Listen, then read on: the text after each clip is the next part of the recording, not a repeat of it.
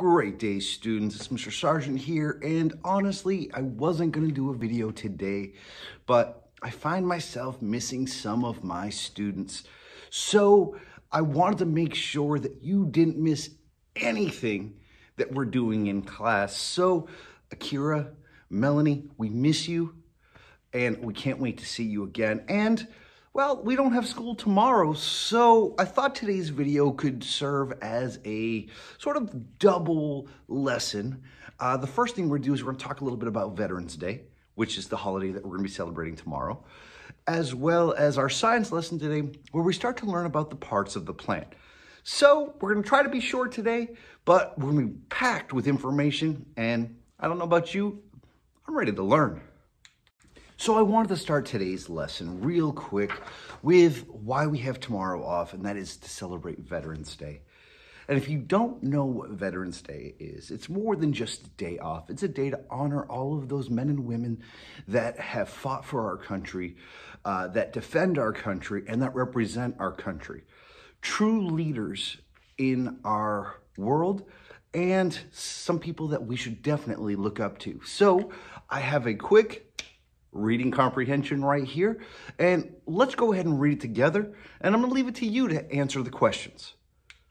It's called Veterans Day. The people of the United States celebrate Veterans Day every November 11th. This holiday started as Armistice Day in 1919. Honors our country's veterans. A veteran is a man or woman that served in the military. Some have served during times of peace, while others have served in times of war. They have all served to protect our country from harm and to preserve our freedom. Many have given their lives for this cause. And if you look in the gray box right there, it says to honor a person means to show respect for that person. And the gray box below, the military is made up of 5 branches: the Army, Air Force, Marines, Navy, and Coast Guard. They work together to guard our country and freedom. Veterans Day is celebrated in different ways. A lot of people like to go to parades. Others hold ceremonies and other events to show their appreciation to our veterans. Many school children write letters or draw pictures to send to veterans to thank them for their service. Some children even take a trip to a veterans hospital to deliver their letters. Many businesses and schools close for this special holiday. How will you celebrate Veterans Day this year? And if you look, there are a number of questions below. I'd love for you to answer them and see what you come up with. And I'd also love to see, how can you celebrate our veterans? And on Friday, I cannot wait to hear how you celebrated. Now, like I said, this is a double video, double lesson, because I didn't want any of you to miss anything in our class today. Well, if you remember, on Monday, we went out and looked for leaves, and we looked at the trees and why leaves change. Well, we're taking a closer look at the leaf today, and if you take a look right here, you see our little diagram of the leaf. We have the blade right there, which is the outside. We have the midrib, which is right in the middle. We have connected to the midrib, we have the veins, and we have the petiole. Now, the different parts have different jobs. The petiole is the part that is connected to the branch. It allows all the water, chlorophyll, and everything to pass through to the leaf.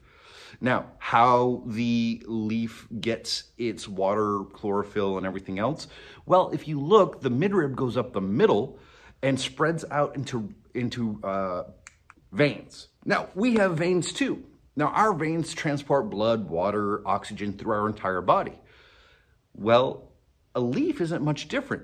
Now, leaves don't have blood, but they do have chlorophyll. They do have water. They do have sugars. They do have all the things that keep a plant alive. And all of that is passed through, you got it, the veins.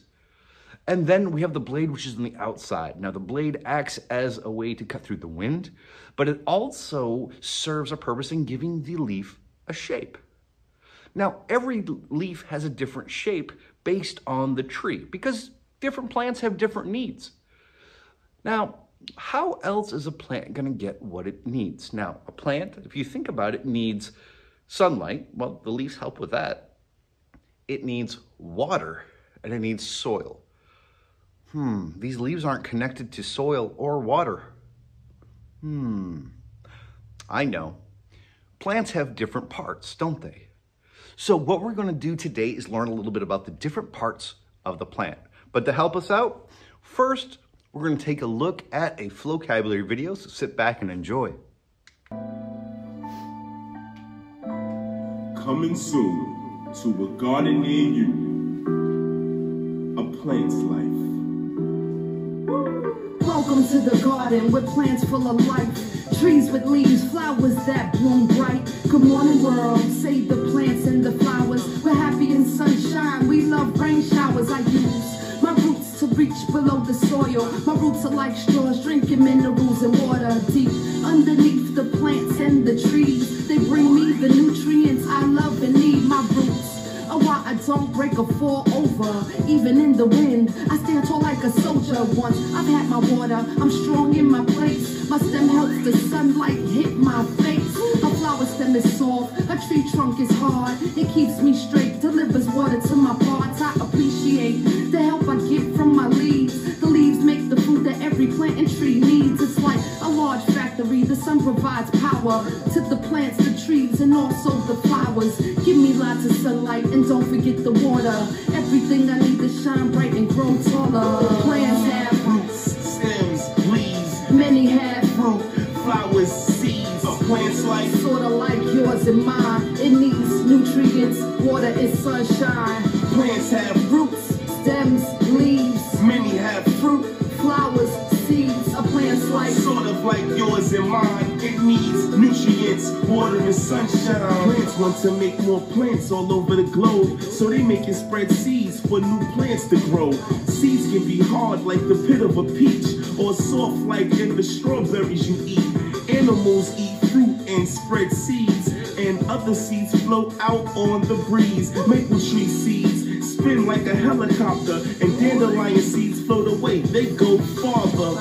Plants make seeds in the flower, but they need pollination to give them power. That's why flowers attract bees. They pollinate the flower, which becomes something sweet. That's fruit.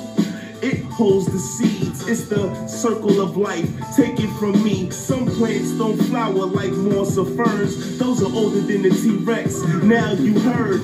Plants have Roots, stems, leaves, many have fruit, flowers, seeds. A plant's life. sort of like yours and mine. It needs nutrients, water, and sunshine. Plants have Roots, stems, leaves, many have fruit, flowers, seeds. A plant's life. sorta like yours and mine. It needs nutrients, water, and sunshine.